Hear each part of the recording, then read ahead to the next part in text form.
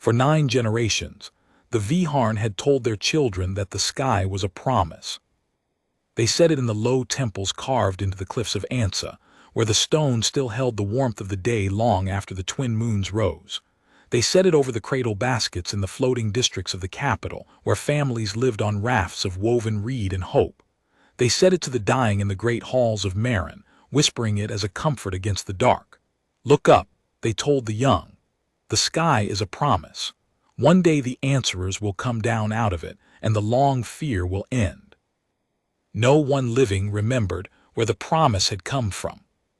It was older than the records, older than the first cities, older even than the migration that had brought the Vharn out of the drowned lowlands and up onto the high plateaus.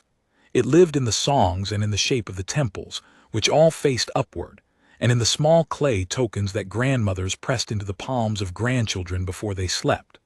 On each token was carved a single figure with its arms spread wide, standing between a falling star and the curve of a world. The answerer.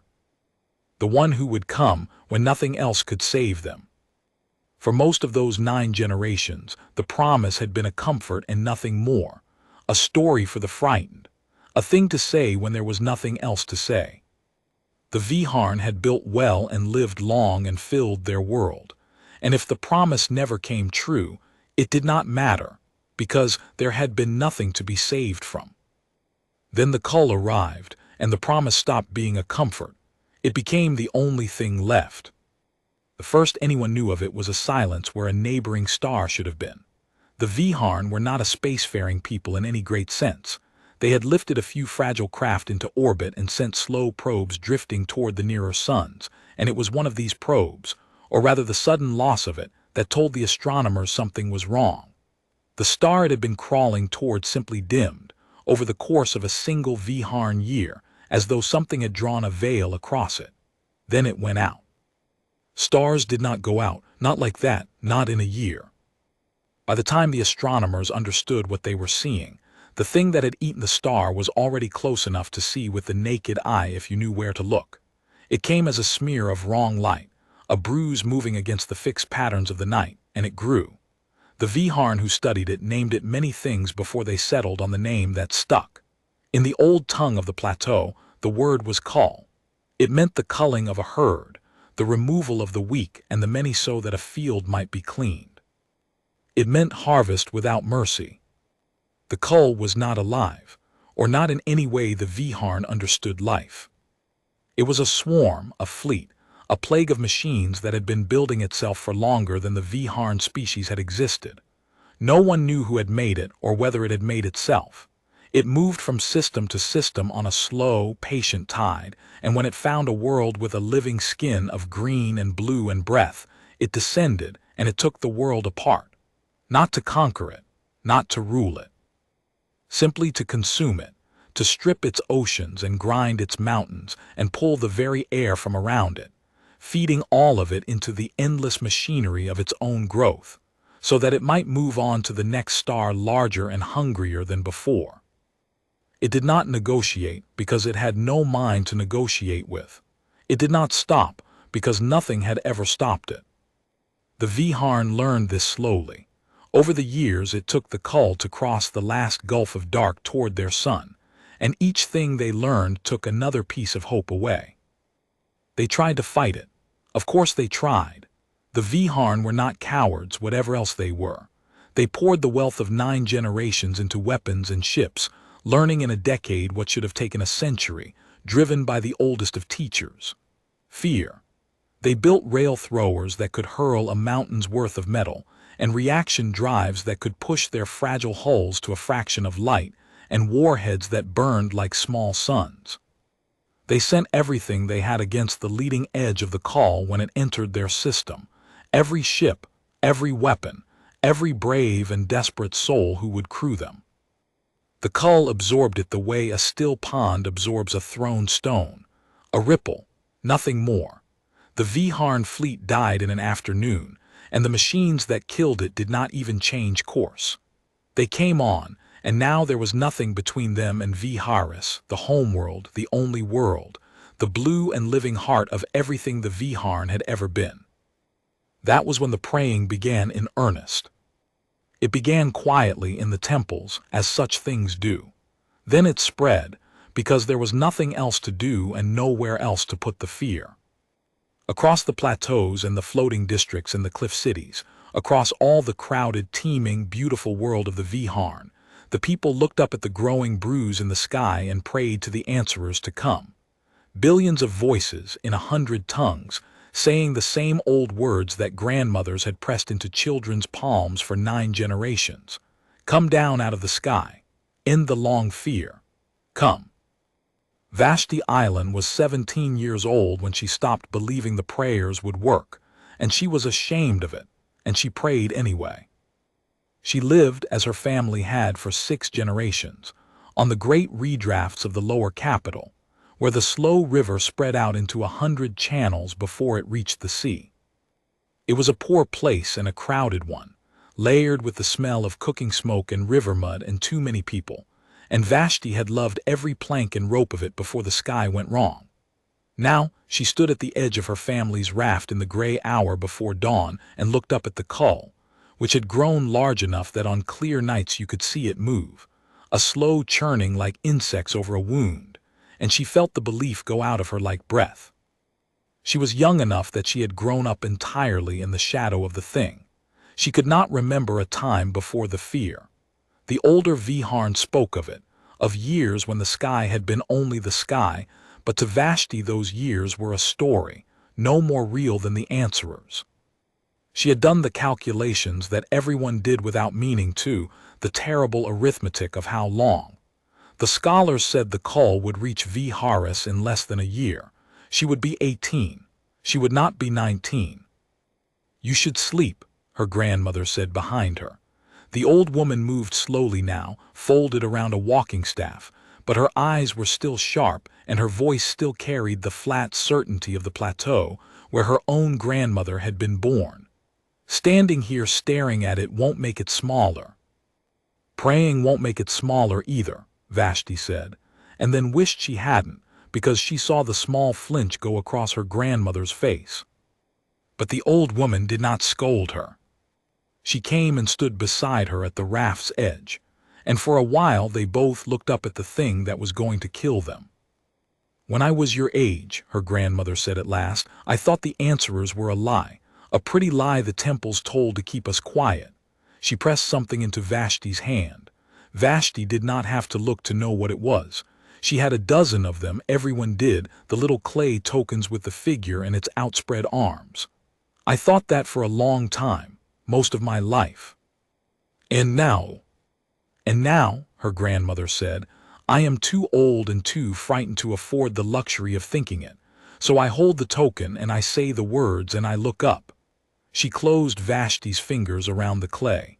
It costs nothing to look up, child. And a promise no one keeps is still better than no promise at all. Vashti wanted to argue.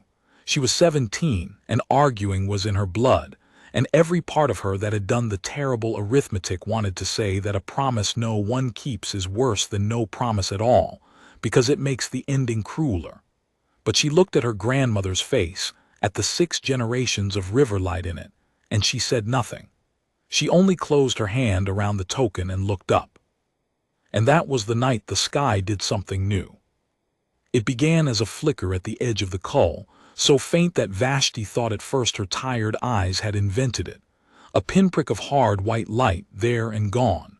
Then another. Then a scatter of them, blooming and dying along the churning edge of the bruise, and Vashti's breath caught because she had seen light like that before. Everyone had. It was the light of the Vharn fleet dying, months ago, the light of weapons and warheads burning in the dark. But the Vharn had no fleet anymore. The Vharn had nothing left in the sky at all. Grandmother, she said. Her voice did not sound like her own. The old woman had already seen it. She was gripping her walking staff with both hands, and her mouth had fallen open, and the gray dawn was reflected in her wide old eyes along with those distant, impossible flashes. Across the whole of the lower capital, and then across the whole of Vharn, the lights came on. Not the alarm lights, though those came too later, once the observers understood. These were the lights of 100 million windows and doorways as the Vharn woke one another and dragged one another out into the open to look up, to point, to make the sounds that a species makes when a thing it had stopped believing in shows a sign of being real. Because the flashes at the edge of the Cull were not the Cull turning on itself. The astronomers, hunched over their instruments in the observatory on the cliffs of Ansa, saw it before anyone else could understand it. There were ships out there, ships that were not Vharn and were not Cull. They had come out of the deep dark on the far side of the enemy swarm, and they had fallen upon its leading edge, and they were fighting. For the first time in the memory of the Vharn species, something was hurting the Cull. The head astronomer, a careful old male named Tornu who had spent his life measuring things that did not care about him, watched the readings climb and refused to let himself feel anything, because he had been wrong before and hope was the most expensive thing a scientist could spend. He measured the flashes. He measured the strange, ordered way the unknown ships moved, wheeling and reforming, nothing like the mindless tide of the Cull. He measured the sudden gaps that appeared in the enemy swarm, gaps where machines that had never been stopped were simply gone. "Who are they?" breathed one of his students, a girl younger even than Vashti, her hands pressed flat against the cold glass of the observatory dome. Tornu did not answer because he did not know, and because the word that had risen unbidden into his throat was a word he was too disciplined to say. It was an old word, a temple word, a word from a promise 9 generations deep. He swallowed it down and kept measuring, because measuring was the only prayer he knew how to say. But the girl said it. She said it softly, wonderingly, the way you say a thing you have wanted to believe your whole life and had given up on. "The answerers," she said, "they came. They actually came." And down in the lower capital, on a redraft at the edge of 100 channels, Vashti Island stood with a clay token biting into her clenched palm, and watched the distant light of a battle she could not understand, and felt something she had not felt in years, something so unfamiliar that at first she did not have a name for it. Then she found the name. It was hope, and it was terrible because hope could be taken away, and she had spent so long being safe from it. She did not know, standing there, that among the ships fighting and dying at the edge of the Cull was one hull no larger than a temple, and that aboard that hull was a young pilot of a species she had never heard named, a species that called itself human, and that this young pilot's fate and her world's fate were about to become the same thing. She did not know that the promise carved into her clay token was about to be kept in a way that no grandmother had ever imagined, at a cost that no prayer had ever counted. She only knew that the sky, which had been a promise and then a lie and then a slow sentence of death, had become something else again. She knew that someone had come. Far above her, past the air and the cold and the churning edge of the swarm, the human relief fleet drove into the Cull for the first time, and the young pilot gripped his controls, and the war for Vharn began. Ren Calloway was 19 years old, and he had never seen a real sky in his life. He had been born aboard the deep station Corville, in a habitat drum spun for gravity, under a painted ceiling that cycled from blue to gold to black to imitate a day it was imitating from a world Ren had never stood on. He had grown up knowing the smell of recycled air and the hum of a station that never slept, and the closest he had come to weather was the cold that pooled in the outer maintenance corridors where the heaters ran thin. When the recruiters had come through Corville looking for pilots, offering a way off the station and out into a war that most people only heard about as numbers, Ren had signed his name before they finished the pitch, and he had not once regretted it until now. Now he was strapped into the cockpit of an interceptor the size of a shuttle, hurtling into a wall of machines that stretched wider than his mind could hold, and he was beginning to understand that some things could not be prepared for. "Blue Wing, tighten up," said the voice in his ear.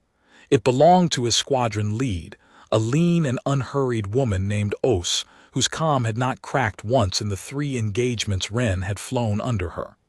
"Calloway, you're drifting high. Bring it down." "Copy," Ren said, and brought it down, and tried to make his hands stop wanting to shake. The Cull filled the forward view. There was no better word for it than that.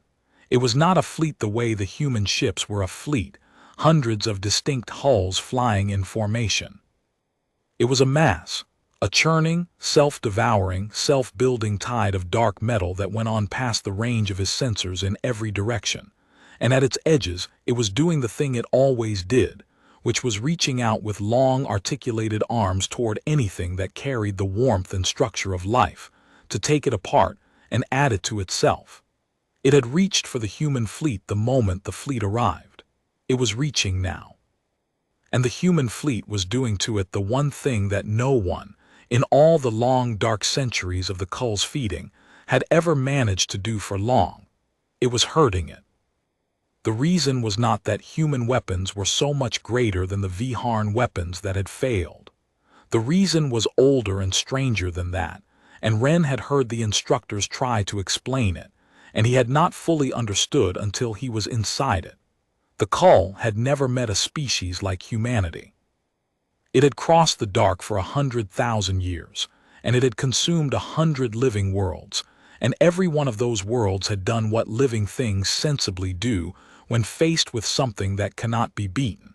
They had run, or they had hidden, or they had died quietly. The Cull's every strategy, every reflex built into its vast distributed mind, was tuned for prey that behaved like prey. Humanity did not behave like prey.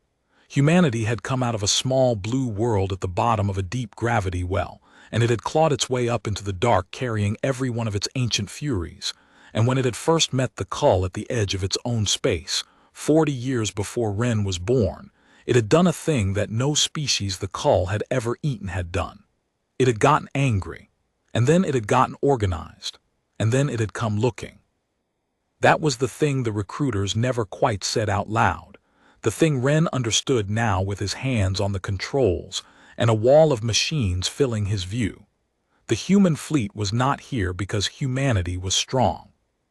There were species out in the wide dark that made humanity look like children, species of glass cities and patient minds.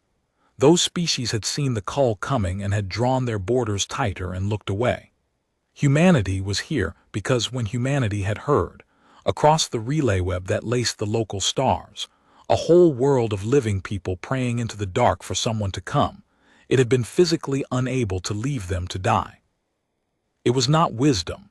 Half the strategists back home had called it madness, throwing a fleet across 40 light years to defend a world that had never done anything for humanity and might not survive the defending. It was something older than wisdom. It was the thing that made a person run into a burning building for a stranger.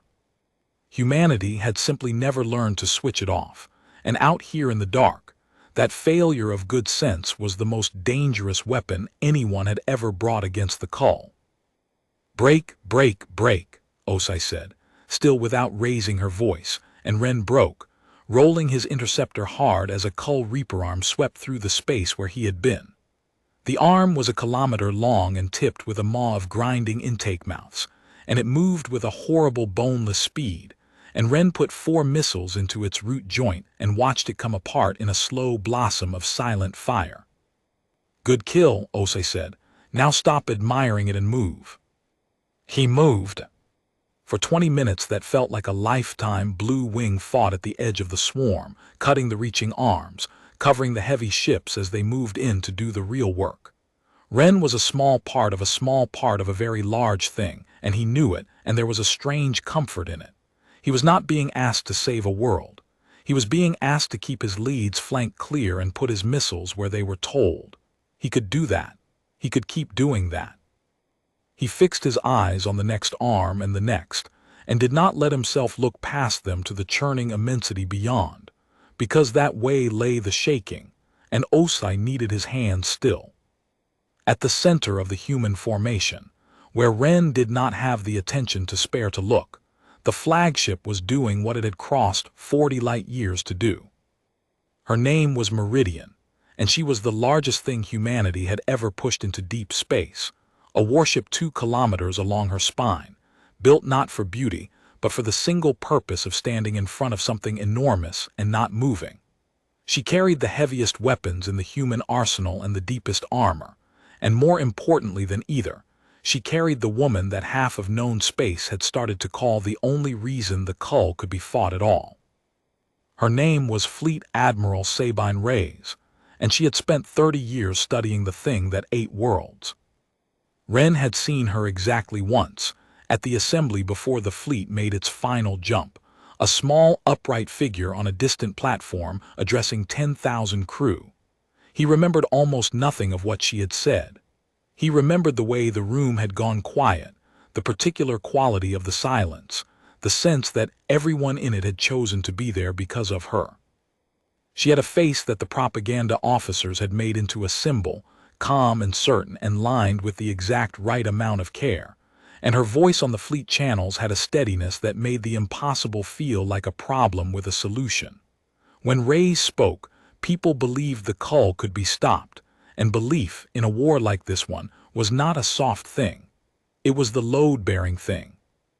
It was the thing that kept 10,000 frightened people flying into a wall of machines instead of turning and running, which every sensible instinct told them to do.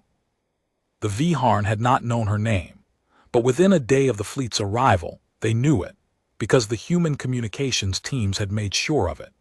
Down on the surface, on the great public screens of the cliff cities and the shared displays of the floating districts, the Vharn had been shown a face and given a name and told, in their own tongue, painstakingly translated, that the one who had come to answer them was real and here, and would not leave.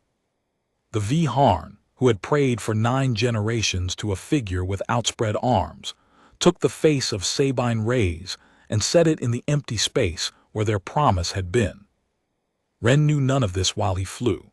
He learned it the way he learned everything, afterward in the crowded ready room of the carrier Everlight, where the pilots came down off the terror of a sortie in the sudden loud way of the young and the still alive. There was a Vharn among them now, which was new. The Vharn had sent liaisons up to the fleet, a handful of their bravest, ferried up on human shuttles to learn and to translate, and to be a face that both peoples could look at. The one attached to Everlight was young for her people, a translator named Vashti Island who had been pulled off a redraft in the lower capital, because she had a gift for languages, and had learned more human speech in a month than most of her elders had in the whole campaign. She was small even by Vharn standards, gray-skinned and wide-eyed, and she watched the human pilots with an intensity that Ren found unsettling until he understood it. She was not staring at them because they were strange. She was staring at them because, to her, they were the promise. Every clumsy joke they made, every ration bar they ate, every time they laughed too loud to cover the fear, she watched it as though she were trying to memorize proof that the answerers were only people after all, and had come anyway. "You are the youngest," she said to Ren, the third day in her careful, strangely musical human speech. It was not a question. "One of them," Ren admitted. "On my world," Vashti said, "you would not be old enough to be given a life to protect. You would still be a child under your grandmother's roof." Ren did not know what to say to that. "It's different up here," he said, which was not much of an answer. "Yes," Vashti said, and looked at him with those wide gray eyes as though she were seeing something he could not. "It is." It was Vashti who first said the thing that would matter, though neither of them knew it then. It was late, after a long day, and the ready room had mostly emptied, and Ren had stayed because he could not sleep, and she had stayed because she did not want to go back to the small cabin they had given her, alone with the distance between herself and the world she could see turning below on the screens. "They show us her face," Vashti said. She meant the Admiral. Ren understood that much. "Every day on the screens. My grandmother has put it in the shrine, beside the old token." She turned one of the little clay figures over in her small fingers, the figure with the outspread arms, and Ren realized with a strange lurch that she carried it everywhere. The whole world looks at that one face now, billions of us. When we are afraid, we look at her, and we are less afraid. She's a good admiral, Ren said. You do not understand, Vashti said, not unkindly. It is not that she is good. It is that she is the shape of the promise now. We poured the whole hope of the world into one face. Do you understand what that means? If anything happened to that face, she stopped. She looked down at the token. My grandmother says a promise no one keeps is still better than no promise. I have always thought she was wrong. I think a promise you believed in and then lost is the cruelest thing there is. Ren felt something cold move through him, and he told himself it was only tiredness. Nothing's going to happen to her, he said. She stays on the flagship.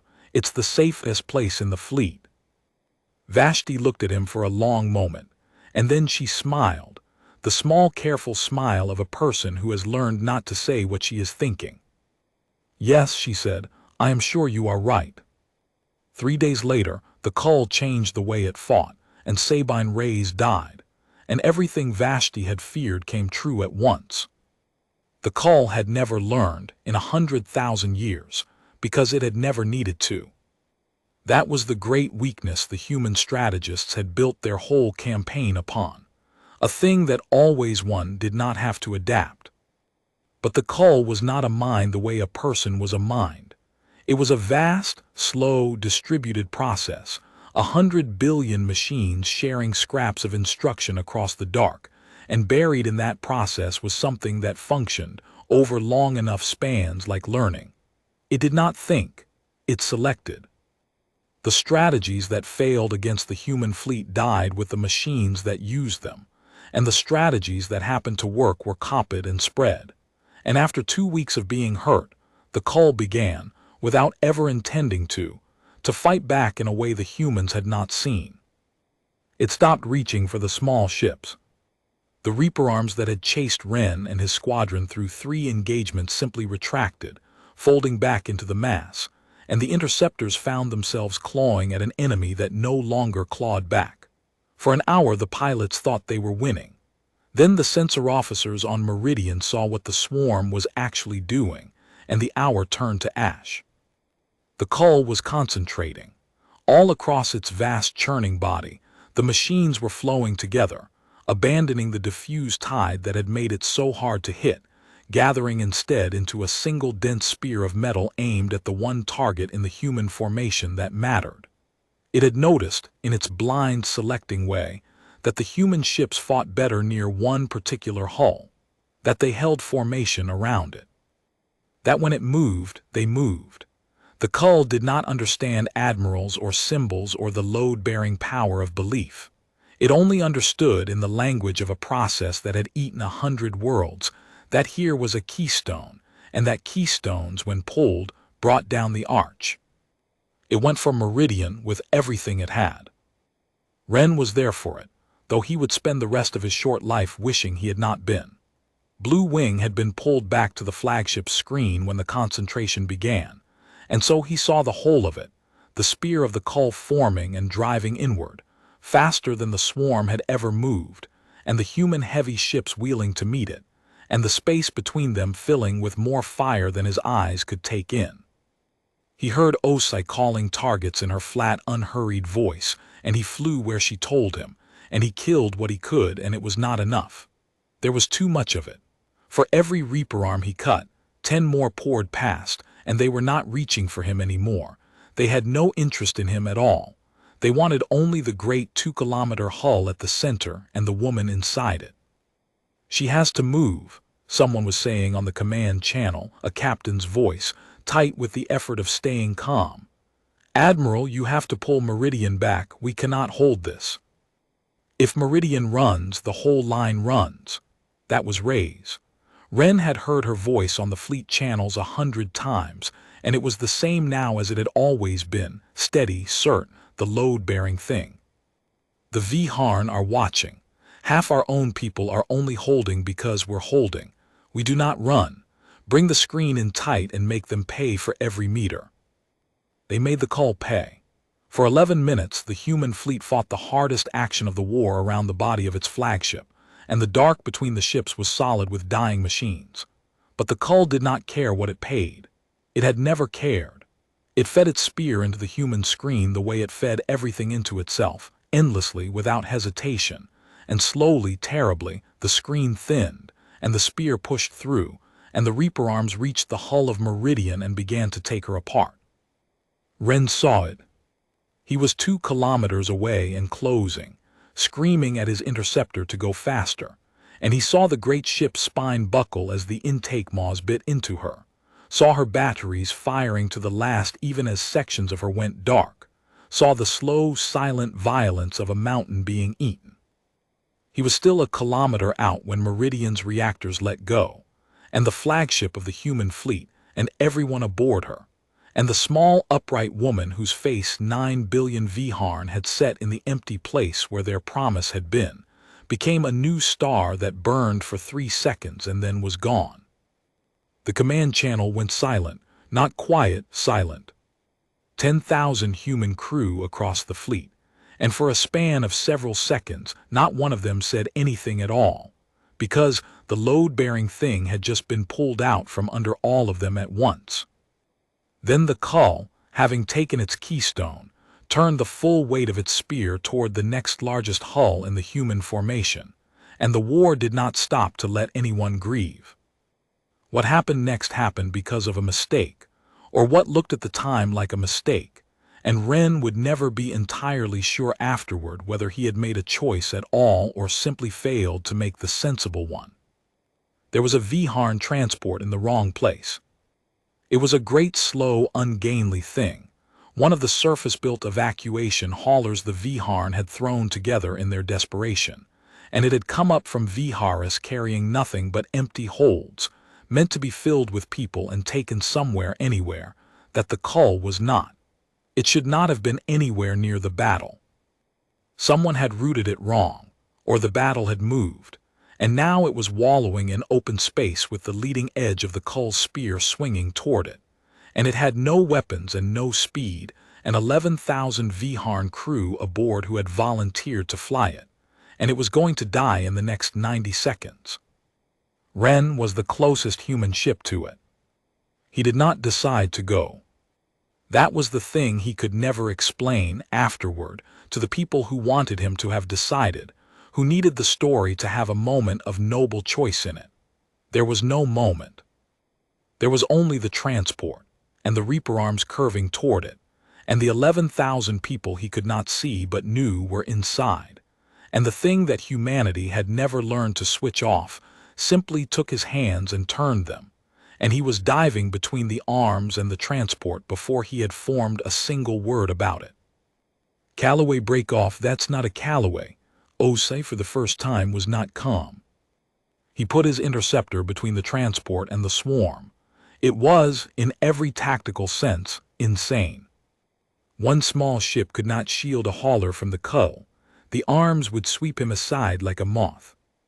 But the arms, in the blind logic of the swarm, went for the largest source of structure first, and Ren was between them and it, and so they came for him, and he did the only thing there was to do, which was to fire everything he had and keep firing and not move, holding his little ship steady in the killing space, spending his missiles and his cannon, and finally, when those were gone, spending the only thing he had left, which was the fact of his presence. The simple, stubborn refusal of a single human being to get out of the way. It should have killed him. By every reckoning, it should have killed him in the first 10 seconds. It did not, because the second thing happened, the thing no one had planned, the thing that changed the war. The Vharn transport's crew, seeing the single tiny ship put itself between them and death, did the one thing their frantic captain could think of to do. They turned on their transmitters, all of them, every communications channel, every emergency beacon, every recording device the great clumsy hauler carried, all of it aimed outward and downward, at the transport, at Ren's interceptor holding its impossible line, at the Reaper arms breaking against a screen of one. And because the Vharn liaison network laced the whole fleet, and because 11,000 terrified people wanted the whole world to see that they were not being abandoned, the images went down to Vharus, live, unedited. In the very hour that the surface had learned that the face of their promise, the admiral, the one they had prayed to, was dead. 9 billion Vharn, drowning in the first black wave of that grief, looked up at their screens expecting nothing, and saw instead a single small ship, arms of fire spread wide, standing between the swarm and 11,000 of their own, and not moving. They saw the shape of the token, the figure between the falling star and the curve of a world, arms spread wide. They did not know it was a 19-year-old station kid named Ren Calloway who had never seen a real sky. They did not know his name at all, not yet. They knew only what they saw, and what they saw was the promise, kept, in the exact moment they had believed it broken. The heavy cruiser Ardent reached the transport 8 seconds before the Cull would have finished with Ren, and swept the Reaper arms away with a broadside, and dragged both the hauler and the shattered interceptor into the shelter of the fleet. Ren was alive. His ship was a ruin venting atmosphere, one engine gone, and he was concussed and bleeding from where his head had struck the canopy frame, but he was alive, and he did not understand yet what he had become. He understood it 2 hours later in the medical bay of the Everlight, when Vashti Island came and stood beside his bunk with her wide gray eyes full of something he could not read, and told him that the whole of her world was saying his ship's silhouette over and over like a prayer, and that the fleet command wanted to see him, and that she was afraid, and that she did not know how to explain to a human what they were about to ask him to be. The officer who came for him was a communications colonel named Adami, tired-eyed, with the particular exhaustion of a person who has been doing the impossible arithmetic that Ren's grandmother's people would have understood. He sat by the bunk, and he did not waste time. "You know we lost the admiral," Adami said. "Yes, sir." "You don't know what that means yet. I do. I've spent all day watching it mean things." He rubbed his eyes. 9 billion people on that world had put every gram of their courage into one face, Calloway. Reyes wasn't just our commander. To them she was the promise made real. And the swarm took her and the whole surface watched it happen, and for about 4 hours today this campaign was over. Not the fighting. The fighting we can do, but you can't evacuate a world that's given up. You can't hold a line for people who have stopped believing there's anything on the other side of it. We were watching the surface come apart. Riots in the cliff cities. People walking into the sea. 4 hours, and we were going to lose Vharn not to the Cull but to despair. And there is no weapon in this fleet that kills despair. He looked at Ren for a long moment. "And then you flew in front of that transport," Adami said, "and 11,000 people pointed every camera they had at you, and you accidentally did the one thing none of our strategists could figure out how to do. You gave them the promise back. They don't know your name. They think," he stopped, and something moved across his tired face that might have been grief and might have been shame. "They think you're the answerer, the thing from their oldest story, the figure with the spread arms. That's what they're calling that image, and the surface has stopped coming apart, just like that. One image, and 9 billion people found the bottom under their feet again." Ren's mouth was dry. "Sir, I'm a pilot, I didn't do anything the others wouldn't have." "I know," Adami said. "That's not the point. The point is that a whole world needs there to be a someone now, more than it has ever needed anything, and you're the shape that someone has already taken. We can tell them the truth, that it was a lucky kid in a broken interceptor. And the promise breaks again, and this time it breaks for good, and we lose the war we crossed 40 light years to fight. Or," he leaned forward, "or you let them keep the shape. You put on the face they need. You become the thing they can hold on to, not because it's true, because it's necessary. Because 11,000 people are alive right now who wouldn't be if you'd been sensible, and there are 9 billion more we can still save, but only if they keep believing someone came for them." The medical bay was very quiet. Vashti stood at the foot of the bunk, and Ren looked at her, at the small clay token she was gripping without seeming to know she gripped it, and he understood that she had known this was coming, that this was what she had not known how to explain to a human, and that she was terrified of what he would say. "You're asking me to lie to a whole world," Ren said. I'm asking you to be their shield, Adami said. The lie is just what it's made of. He said yes. Of course he said yes. There had never really been a question, and he hated that there had not been, because it meant that Adami had understood something about him before he had understood it about himself. They gave him a new ship, because his old one was scrap, and it was not an ordinary interceptor. The engineers had taken one of the fast attack craft and reworked its hull, widening the weapon pylons into long swept arms, painting it in the pale bright silver that the Vharn associated with the token, so that, when it flew with its pylons extended it through against the dark, the exact silhouette of the figure between the falling star and the world. It was, Ren thought the first time he saw it, a deeply strange thing to have built. It was a lie-given engines.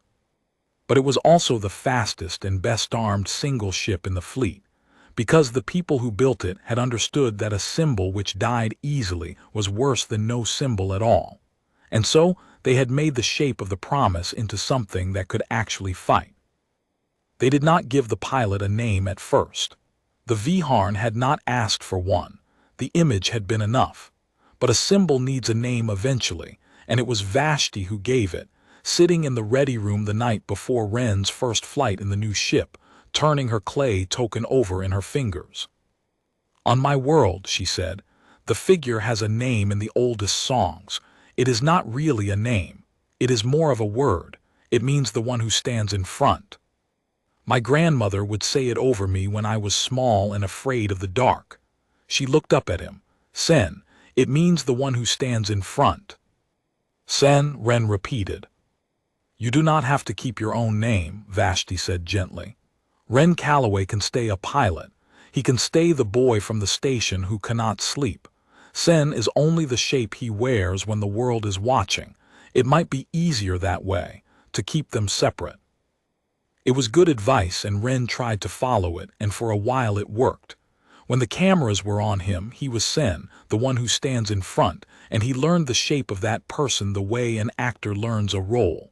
Sen did not shake. Sen did not doubt. Sen flew the silver ship with the spread arms out ahead of every human sortie, always visible, always between the swarm and the Vharn transports. And when the Vharn liaison network showed the surface their answerer holding the line yet again, 9 billion people took another breath and did not despair. And when the cameras were off in the dark of his cabin, Ren Calloway lay awake and felt like the emptiest fraud in the history of the war. A station kid wearing a dead world's oldest hope like a stolen coat. The trouble was that the two of them would not stay separate. It started small.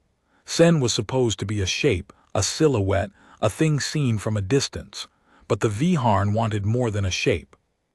They wanted the answerer to be real, to touch the world he had come to save, and the human command, which had learned the hard way how much the surface's belief was worth, gave them what they wanted. So Ren went down to Vharn. He had never stood on a planet. The first time the shuttle broke through the clouds and he saw the world spread out below him, the river deltas and the cliff cities and the floating districts, the sheer living immensity of a place with weather and horizons and 9 billion people. He forgot entirely to be Sen, and simply pressed his face to the viewport like the station kid he was. And Vashti, beside him, watched him do it and smiled the first unguarded smile he had ever seen from her. You have never seen a sky, she said. It was not quite a question. No, Ren admitted, never a real one. We have too much of it, Vashti said. We have spent 9 generations afraid of it, and you have never had any at all. She shook her head. It is a strange thing that you came all this way to give us back a sky you have never stood under. They landed in the lower capital, on the redrafts where Vashti had been born, because the command had judged that the poorest district would make the most powerful image, and they had judged correctly, and Ren hated that they were right even as he walked out into it. The crowd was beyond anything the station kid could have imagined. Hundreds of thousands of Vharn packed onto every raft and channel and rooftop, and when he stepped out of the shuttle in the silver flight suit they had made for him, the sound they made was not a cheer. It was lower and older than a cheer. It was the sound of a species that had prayed for 9 generations and had come, at the very edge of the end, to stand in the presence of the answer to its prayer. An old Vharn woman came forward out of the crowd. She was folded around a walking staff, and her eyes were very sharp, and Vashti made a small broken sound beside him, and Ren understood that this was her grandmother. The old woman looked up at him, at the young human wearing the shape of her oldest hope, and Ren waited for her to see through it, because surely she of all of them would see through it. 6 generations of river light in those sharp old eyes. She did see through it. That was the thing that undid him. She looked at him and she saw, quite clearly, that he was young and frightened and no god at all. A boy in a suit that did not fit the way the story said it should. And she reached up and pressed one of the little clay tokens into his hand, and closed his fingers around it exactly the way she had closed her granddaughter's fingers 100 times. "I know what you are," she said quietly in the plateau tongue, and Vashti translated it in a whisper, her voice unsteady. "You are a child.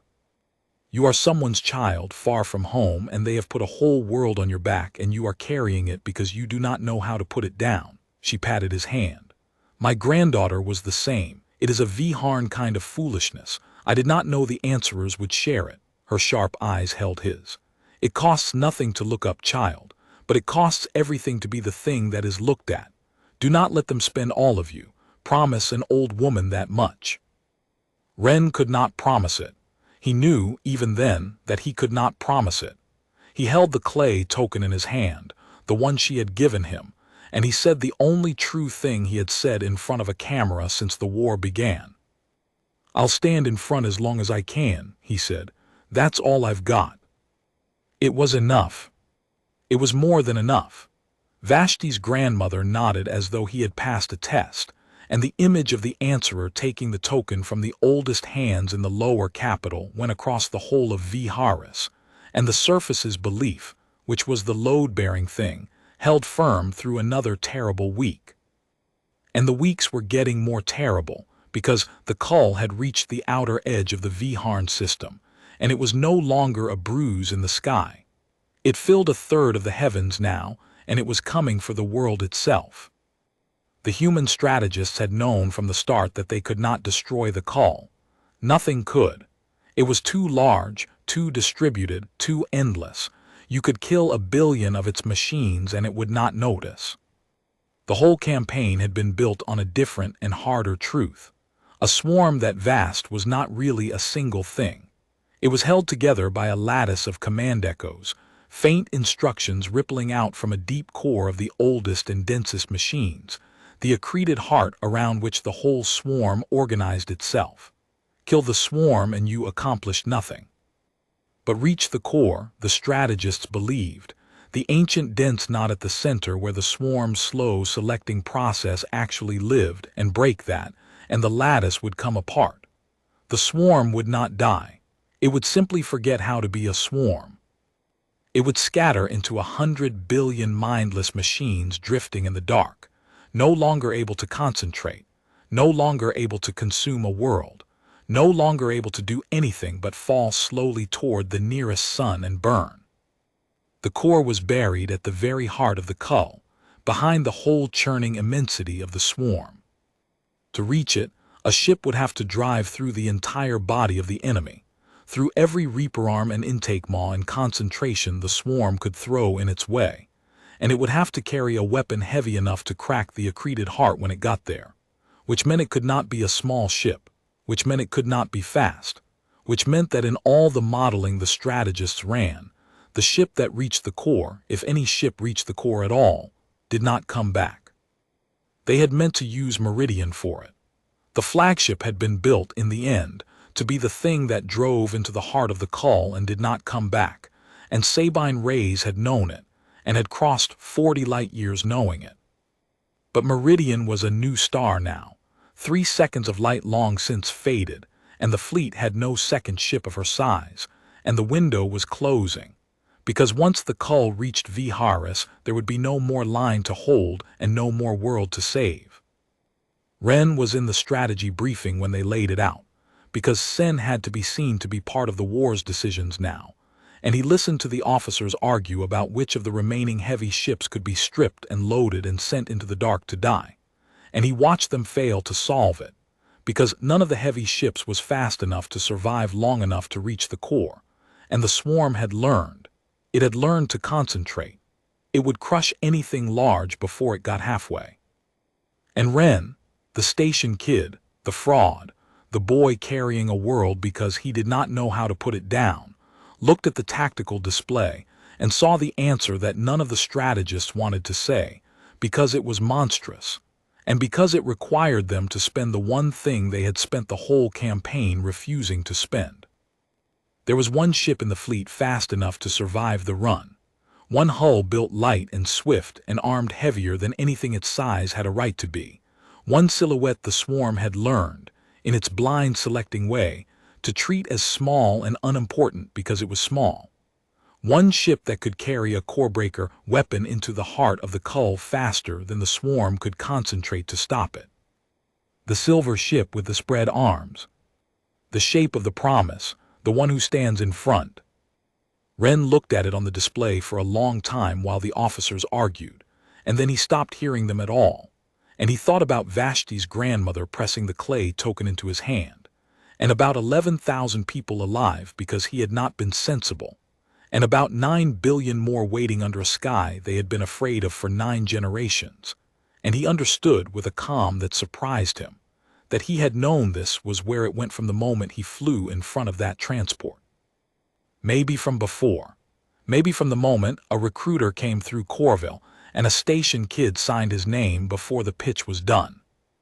"It has to be Sen," Ren said into the arguing, and the room went quiet the way rooms went quiet around him now. "You built the fastest ship in the fleet and painted it like their oldest story. It's the only thing that can reach the core. You all know it. You've known it since you built it. You just didn't want it to be me." Colonel Adami's tired eyes met his across the table, and there was no argument in them, only a terrible grief, because he had done the arithmetic days ago and had been unable to make himself say the sum. "No," said a small voice from the back of the room. Vashti had come to her feet. Her clay token was clenched white-knuckled in her small gray hand. "No, you do not get to spend him. He is a child." His grandmother, someone's grandmother, she stopped, her careful human speech failing her for the first time since Ren had known her. "You said it yourself, Colonel. There is no weapon that kills despair. If you send Sen into the swarm and he does not come back, what do you think happens to 9 billion people who have made him their whole hope? You will not save my world. You will break it with the very hand you saved it with." And that, Ren realized, was the real problem. That was the trap the whole campaign had built around him. He had become the shield the entire world rallied behind, and a shield that shatters does not just fail to protect. It takes the courage of everyone standing behind it when it goes. To save Vharn, Sen had to make the run. But if Sen made the run and died, Vharn might not survive the grief of it. The very thing that made him the only one who could save them was the thing that meant his death would doom them anyway. Unless. Ren looked at the silver ship on the display at the shape of the promise, and slowly, the station kid who had never seen a sky began to see the whole of it at once, the only way through, the thing that would cost everything and give everything back. "Then we don't let them see him die," Ren said quietly. "We let them see him win." They had 4 days before the Cull reached the outer orbit of Vharn, and Ren spent every hour of them being 2 people at once, which was the thing he had been trying and failing to do since the beginning, and now finally understood he did not have to. The engineers took the silver ship apart and rebuilt it around the core breaker. The weapon was an ugly thing, a squat dense cylinder of collapsed matter and shaped force that took up most of the space where the ship's fuel and half its armor had been, and loading it meant stripping the silver hull of everything that might have let it survive the run. Ren watched them do it, watched them cut away the armor that might have saved his life, and he found that he did not mind, because a ship built to come back would have been a slower ship, and a slower ship would not reach the core, And so every kilogram of armor they removed was a kilogram of chance for 9 billion people. And that was an exchange the station kid could live with, or die with, which by then had come to mean the same thing. While they built it, the war did not wait. The leading edge of the Cull reached the outer moons of Vharn on the second day, and the human fleet fought the last great holding action of the campaign to keep the swarm off the world long enough for the silver ship to be ready. It was the worst fighting Ren had seen. The Cull had learned everything it was ever going to learn, and it came at the fleet with a patience and a concentration that cost the human ships they could not replace. Osai lost half of Blue Wing over those 2 days. Ren flew with them as Sen, out in front where the whole world could see him, and the surface held because the Answerer was still in the sky, still standing in front, and as long as they could see him, they did not fall into the dark. But he was not only Sen now. That was the thing that had changed in him. He flew the sorties as the shape of the Promise, silver and untouchable on 9 billion screens, and then he came back to the Everlight and he was Ren Calloway, and he sat with what was left of Blue Wing in the ready room, and he grieved the ones who had not come back, and he let them see him grieve, because he had stopped believing that the frightened boy and the shining symbol were different people who had to be kept apart. They were the same person. They had always been the same person. The symbol was only what the boy looked like when he decided to stand in front, and there was no lie in that at all. He saw now, no fraud, nothing stolen. There was only a scared kid doing the bravest thing he knew how to do in the open, where a world could see, and that was the truest thing a person could be. Vashti saw the change in him and did not know whether to be glad of it or to grieve it, because a Ren who had stopped fighting himself was a Ren who had made his peace with what was coming, and she was not ready, would never be ready, for him to be at peace with it. On the 3rd day, with the Cull's outer edge grinding against the fleet and the silver ship nearly rebuilt, Ren went down to Vharn one last time. Not as Sen, there were no cameras. He asked Vashti to take him to the redrafts of the lower capital, to her grandmother's raft, and the old woman was there, folded around her walking staff, and she looked up at the young human standing on her woven reed floor, and she knew, the way she had known everything, exactly what he had come to say. "You did not keep your promise," she said in the plateau tongue, and Vashti translated it with a voice that did not want to work. "You said you would stand in front as long as you could. I asked you not to let them spend all of you, and now you have come to my raft with that particular quiet on you, and I know that you are going to spend all of you after all." "I found the place to put the world down," Ren said. "You were right about me. I didn't know how to put it down. I know now. I'm going to put it down where it can't be picked up again." The old woman was silent for a long moment. The river moved under the raft, slow and patient, the way it had moved for the 6 generations of her family who had lived on it, the way it would go on moving now because of what this child from the dark was about to do. Then she reached up, the way she had the first time, and pressed her palm flat against the side of his face, and she said something that Vashti could barely bring herself to translate. "Then let an old woman give you what she would give a grandson going away," she said. "You are not alone in the dark, child. You were never alone in it. 9 generations of us were praying into it long before you heard us, and when you go into it now, all of us go with you. You carry a whole world in that little ship. Do not be afraid. It has always been the most crowded thing there is to be the one who stands in front. It only feels like being alone." She patted his cheek. "Go on then, go and be our answer, and know that we will spend the rest of forever learning to be worth it." Ren stayed on the raft until the light began to fail, watching a sky he had crossed 40 light years to see, a real sky, weather and horizon, and the slow-turning stars coming out one by one as the day went down. He had never had a sky of his own. He thought, watching this one, that it was the most beautiful thing he had ever seen, and that it was worth it, all of it, every kilogram of armor cut away, to know that this sky would still be here tomorrow, and the day after, and for all the days that the Vharn would go on living under it, telling their children stories about the one who had come.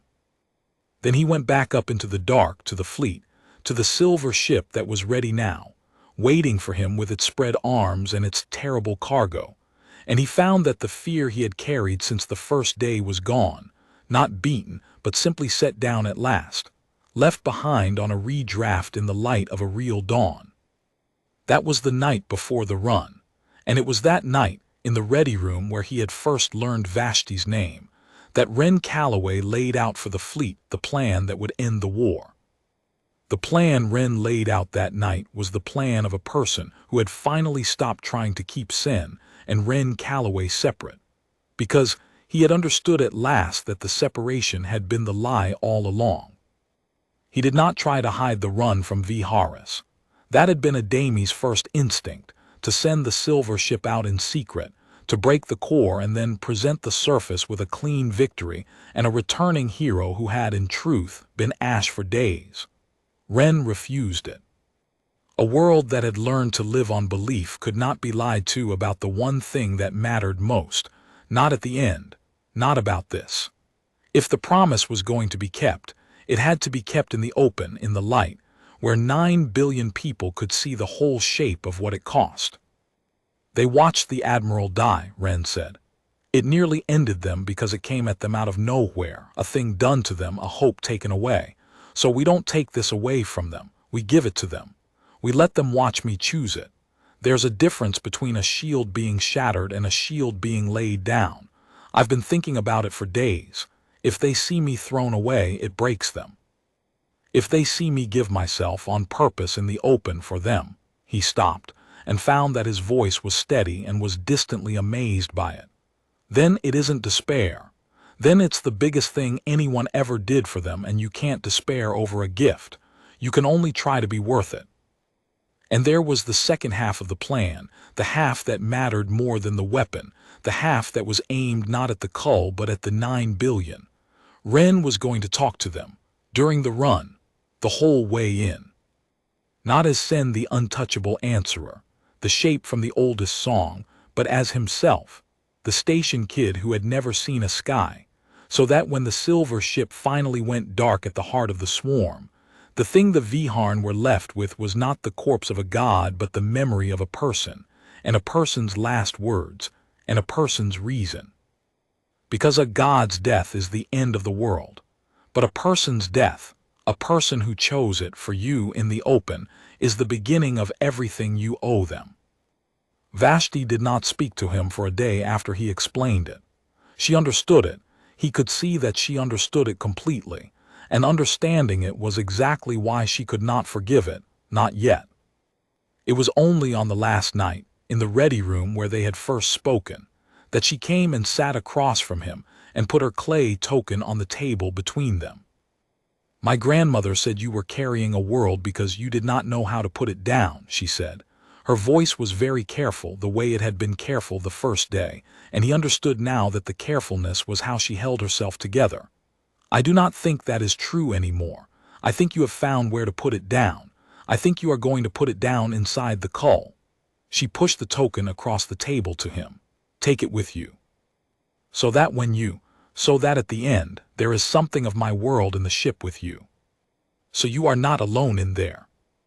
Ren picked up the small clay figure with its outspread arms. He had a dozen of them now, but this one was hers, worn smooth by her small gray fingers over the whole length of the war. "I'll take it," he said, "but I need you to do the hard part, Vashti." "There is a part harder than yours." "Yes," Ren said. "Mine ends tomorrow. Yours doesn't.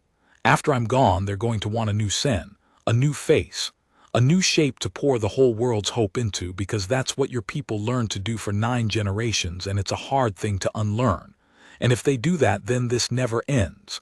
There's always one more person carrying 9 billion on their back, always one more shield waiting to shatter." He closed his hand around her token. "So you have to tell them the truth. Not tomorrow. Tomorrow they need the story. But after, when the sky is clear and they're rebuilding and they can bear it, you have to tell them that Sen was a 19-year-old kid who was scared the whole time and did it anyway. That the answerer was never a god. That it was just a person who decided to stand in front. and that they don't need to wait for another one to fall out of the sky. He looked at her, at the wide gray eyes that had watched him since the first day, as though trying to memorize proof that the promise was real. Because they can be it for each other now. That's the thing I actually came to give them, Vashti. Not the winning. Anyone could have done the winning. The thing worth crossing 40 light years for is teaching a whole world that it's allowed to stand in front for itself. Vashti looked at him for a long time, and then she nodded once, and it was the hardest and bravest thing he had ever seen anyone do, because she was agreeing to survive him, and to carry the truth of him, which was heavier than any lie. The run began at dawn, though there was no dawn in space. They timed it to the dawn on Vharn, so that the whole world would be waking as it happened, so that the light would be coming up over the river deltas and the cliff cities as the silver ship began its dive. The human fleet threw everything it had left into the opening. It was not a diversion, a swarm that vast could not be diverted.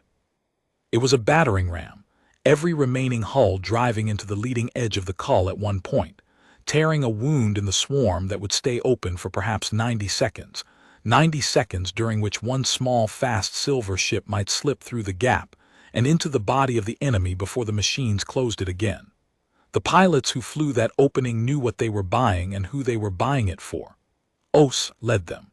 Her voice, when she cleared Ren for the run, was almost steady.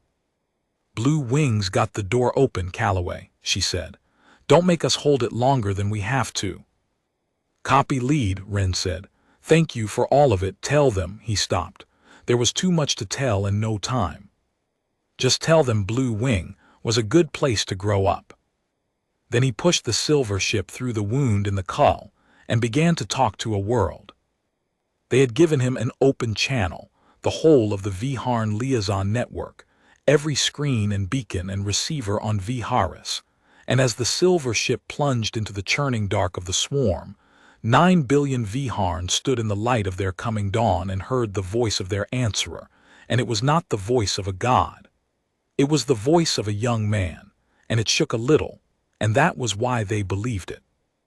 "My name is Ren Calloway," he said, and Vashti in the liaison center translated it into the plateau tongue in a voice that barely held, and the words went out across the world.